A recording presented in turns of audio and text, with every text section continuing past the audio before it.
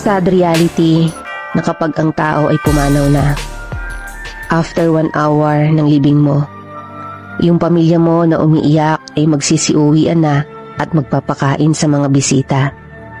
After 2 hours, may mga ibang bisita na darating o magte-text at hihingi ng pasensya dahil hindi sila nakarating sa libing mo. After 6 hours, ang mga bisita ay magsisiuwian na at ang pamilya mo ay magsisimula ng magplano sa mga gagawin sa susunod na araw.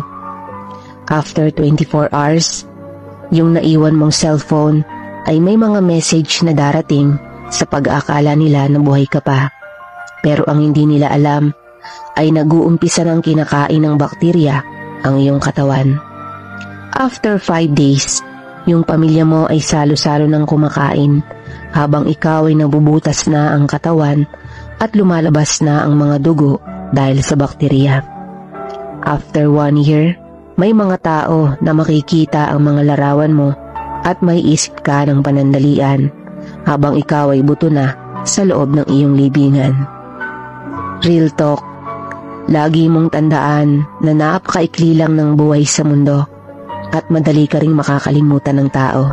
Kaya't marapat lang na huwag pairalin ang pagkalabis ng kagustuhan mo dito sa mundo.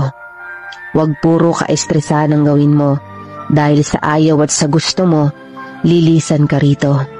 Dahil darating ang araw na nasa ilalim ka na ng libingan mo at di ka na nila maaalala. Kaya huwag sayangin ang buhay. Piliin mong maging laging masaya habang nabubuhay ka.